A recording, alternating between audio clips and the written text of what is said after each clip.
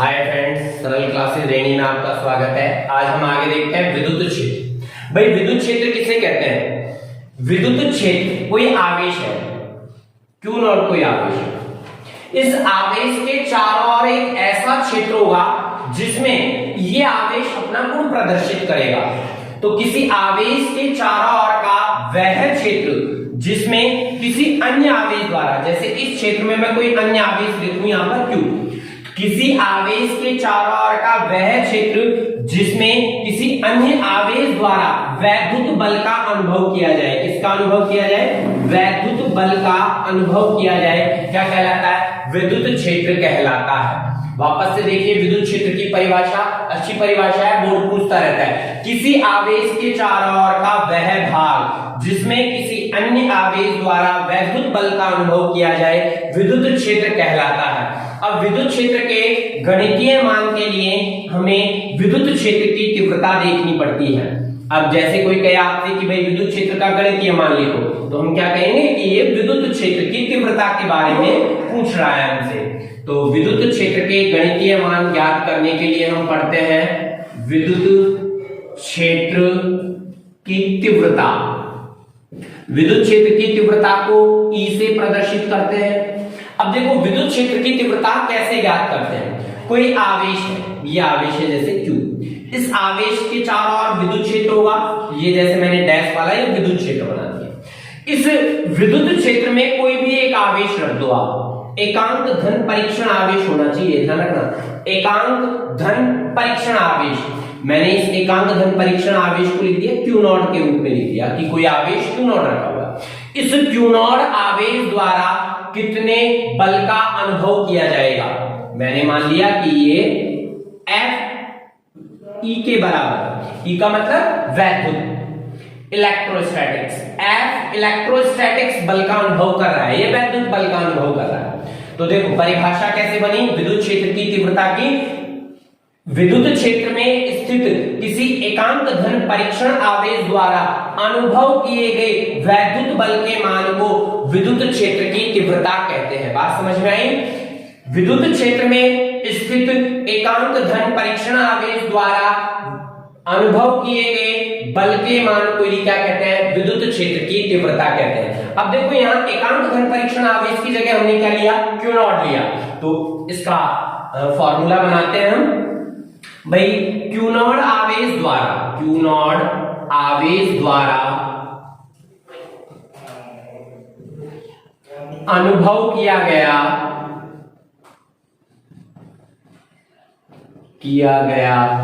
वैद्युत बल।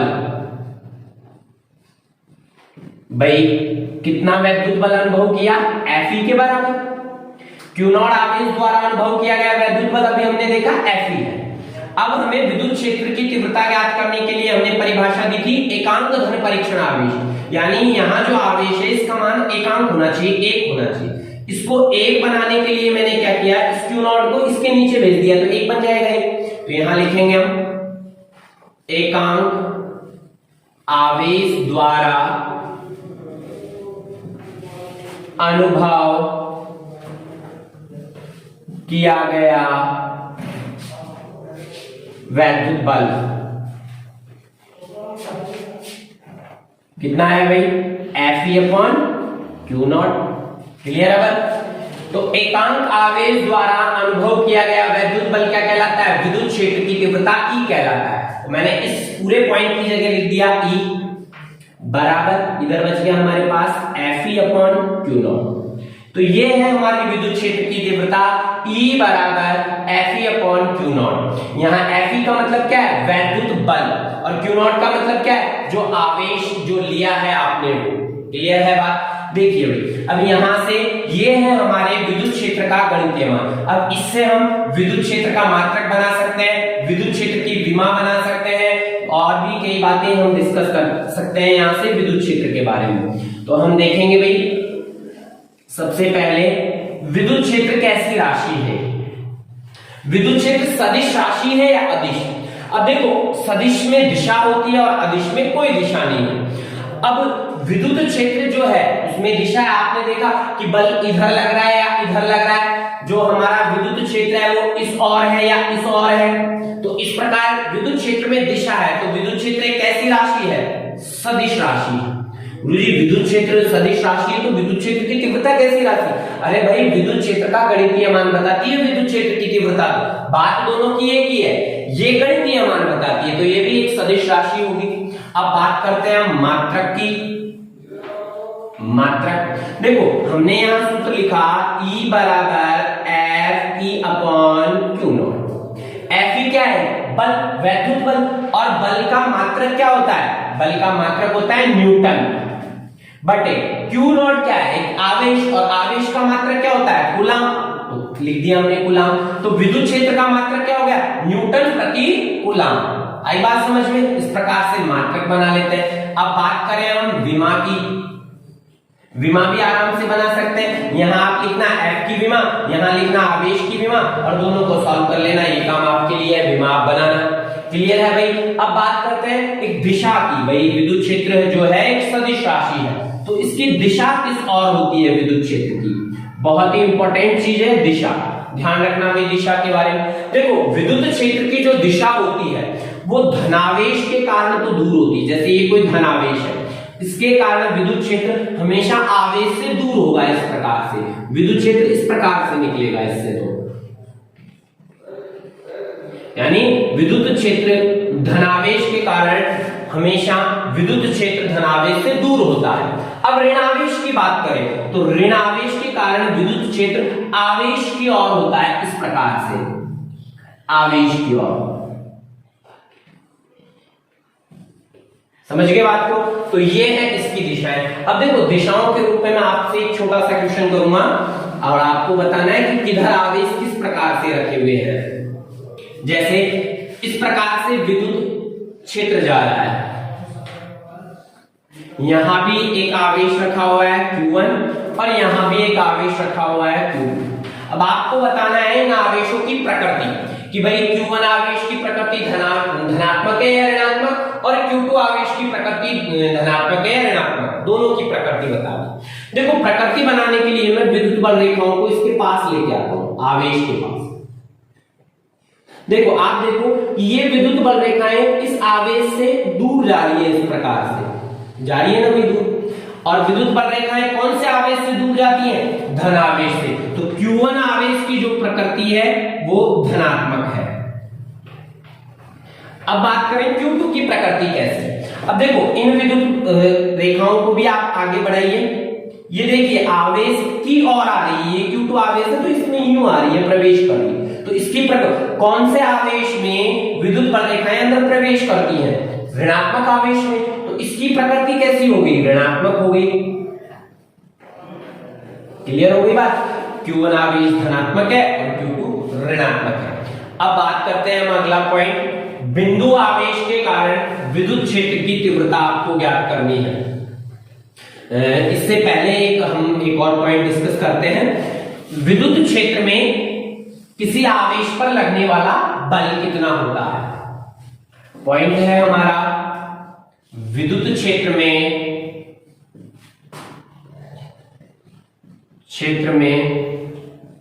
किसी आवेश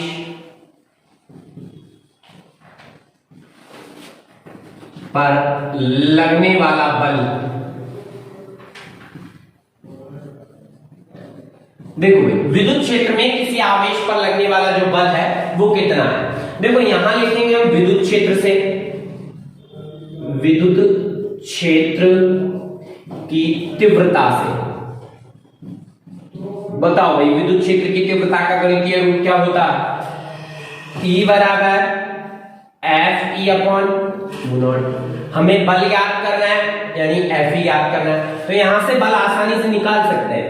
एफ ई बराबर ई, इसको क्रॉस मल्टीप्लाई ऊपर भेज दिया मैंने क्यू नॉट को, ई क्यू नॉट आ गया। मैं इसको इस प्रकार से भी लिख सकता हूं, एफ ई बराबर क्यू नॉट इंटू ई। अब देखो हिंदी में इसको आप याद करोगे तो मैं आपको एक ट्रिक देता हूं। एफ ई का मतलब क्या है? विद्युत क्षेत्र में किसी आवेश पर लगने वाला बल बराबर क्यू का मतलब क्या है? आवेश, वो आवेश जिसके कारण विद्युत क्षेत्र उत्पन्न हो रहा है। और ई का मतलब क्या है? वहां का विद्युत क्षेत्र। जैसे कोई आवेश है ये क्यू नॉट, इस आवेश के कारण इस प्रकार से विद्युत क्षेत्र लग रहा है। यहां पर बल जो है वो Fe है।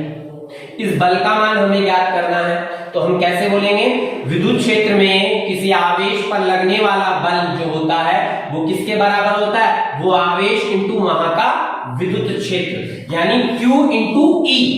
QE को ट्रिक से याद कर सकते हैं आप, जूही, यानी विद्युत क्षेत्र में जो लगने वाला जो बल है वो कितना होता है, जूही होता है, QE। क्लियर है बात, ये बहुत अच्छा पॉइंट है और बहुत काम आएगा हमारे। अब इसके बाद देखते हैं हम बिंदु आवेश के कारण विद्युत क्षेत्र की तीव्रता।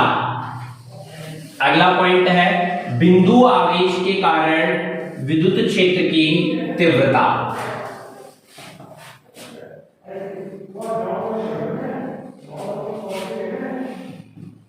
बिंदु आवेश के कारण विद्युत क्षेत्र की तीव्रता। देखो भाई, इस पॉइंट को क्लियर करते हैं हम। एक आपके पास कोई स्रोत आवेश है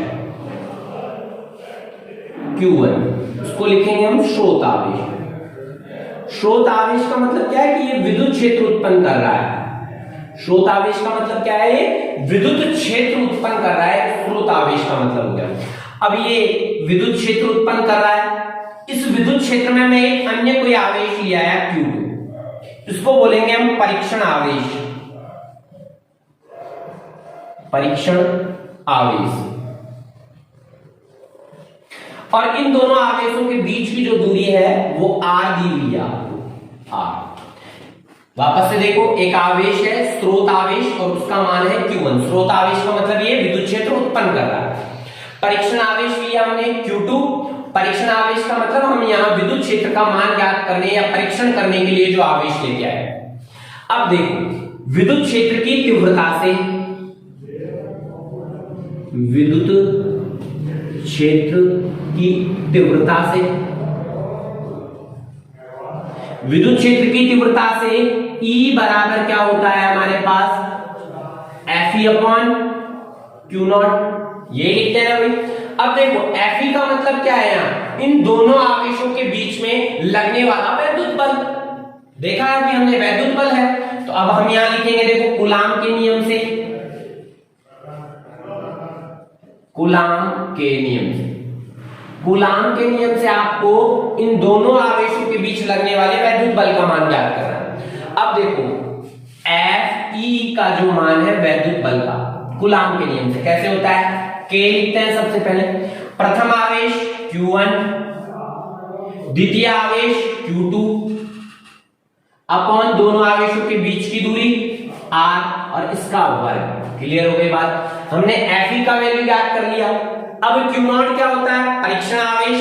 देखो, Q0 का वैल्यू लिखेंगे हम परीक्षण आवेश का।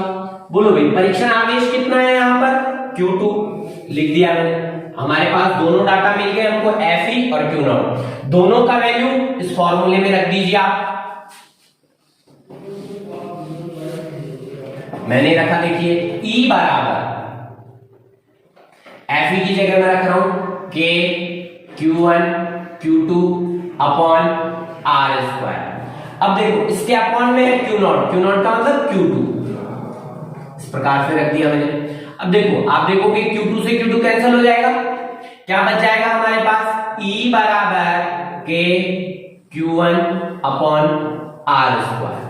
क्लियर है बात, यही है बिंदु आवेश के कारण विद्युत क्षेत्र की तीव्रता, यानी वो कितने गणितीय मान में विद्युत क्षेत्र उत्पन्न कर रहा है, ये है वो वैल्यू। देखो, यहाँ Q1 क्या है, स्रोत आवेश जिसके कारण विद्युत क्षेत्र उत्पन्न हो रहा है, और R क्या है, वो दूरी जहां पर विद्युत क्षेत्र का मान ज्ञात कर रहे हैं अपन। जैसे यहां वैल्यू ज्ञात कर रहे हैं विद्युत क्षेत्र की, तो इस दूरी का वैल्यू लिखना है हमको। यहां ज्ञात करना है तो इस दूरी का वैल्यू लिखना है कि ये दूरी कितनी है, कि कितनी दूर विद्युत क्षेत्र ज्ञात कर रहे हैं। तो इसको हिंदी में भी देखना, किसी आवेश के कारण विद्युत क्षेत्र की जो तीव्रता है वो किसके बराबर होती है, कूलाम नियतांक K इंटू वो आवेश जिसके कारण विद्युत क्षेत्र की तीव्रता ज्ञात कर रहे हैं, जिसको स्रोत आवेश बोला जाता है, बटे R। R क्या है, स्रोत आवेश से वह दूरी जहां पर हम क्या ज्ञात कर रहे हैं, विद्युत क्षेत्र की तीव्रता का मान ज्ञात कर रहे हैं, उसका वर्ग करना है आपको। तो तो इस प्रकार से ये बिंदु आवेश के कारण विद्युत क्षेत्र की तीव्रता है।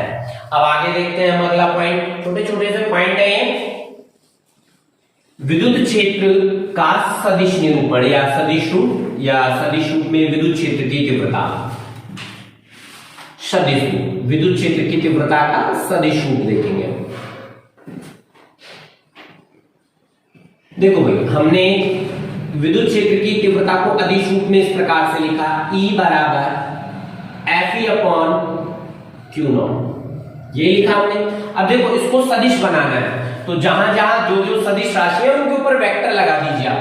विद्युत क्षेत्र की तीव्रता सदिश है या अदिश? सदिश है भाई, सदिश है तो वेक्टर लगा देंगे। ये है वैद्युत बल सदिश राशि है या अदिश राशि? सदिश राशि है, वेक्टर लगा देंगे हम। ये क्या है? आवेश, और आवेश एक अदिश राशि है तो यहां वेक्टर नहीं लगेगा। विद्युत क्षेत्र की तीव्रता का ये सदिश रूप हो गया। अब अगर आपको बिंदु आवेश के कारण विद्युत क्षेत्र की तीव्रता का सदिश रूप लिखना हो तो देखो, बिंदु आवेश के कारण विद्युत क्षेत्र की तीव्रता का अदिश रूप होता है E बराबर K Q अपॉन R। यहां मैंने 1 नहीं लिखा, जबकि हमारे फॉर्मूले में 1 आ रहा था। फॉर्मूले में तो 1 क्यों आ रहा था? क्योंकि यहाँ स्रोत आवेश Q1 लिया हुआ था। अब हमारा स्रोत आवेश Q होगा तो Q लिखेंगे। अब देखो, और इसका स्क्वायर। देखो सदिश रूप में क्या करेंगे हम, ये हमारा परिमाण है। सदिश रूप हमेशा आप जो ऐसे लिखते हैं, सदिश जो होता है वो परिमाण इंटू दिशा होती है, परिमाण इंटू दिशा। देखो विद्युत क्षेत्र की तीव्रता का सदिश रूप लिखेंगे E वेक्टर, परिमाण कितना है ये निकाल लिया हमने, K Q upon R square. और इसकी दिशा के लिए आपको पता है हमेशा एकांक सदिश लगाते हैं दिशा के लिए, और मैंने यहाँ एकांक सदिश लगा दिया R कैप। क्लियर है बात? अब देखो R कैप को आप इस प्रकार से भी लिख सकते हो, R कैप जो होता है वो R वेक्टर अपॉन R होता है। क्लियर है बात? आप इसको मॉड ऑफ R वेक्टर भी बोल सकते हैं, mod of R vector R बन जाता है। तो R कैप की जगह ये वैल्यू रख दीजिए, E वेक्टर बराबर K Q upon R square, R vector upon R। अब देखो R स्क्वायर इंटू R मिलके क्या बन गया? R क्यूब बन जाएगा। तो E वेक्टर बराबर कितना आ गया? E वेक्टर बराबर K Q upon R cube और R वेक्टर। तो एक हमारा बिंदु आवेश के कारण विद्युत क्षेत्र की तीव्रता का सदिश रूप ये भी बन गया, सदिश रूप ये भी है, और सदिश रूप विद्युत क्षेत्र की तीव्रता का ये है। क्लियर है बात? तो इस प्रकार से ये सदिश रूप लिखते हैं। थैंक यू, आज के लिए इतना ही।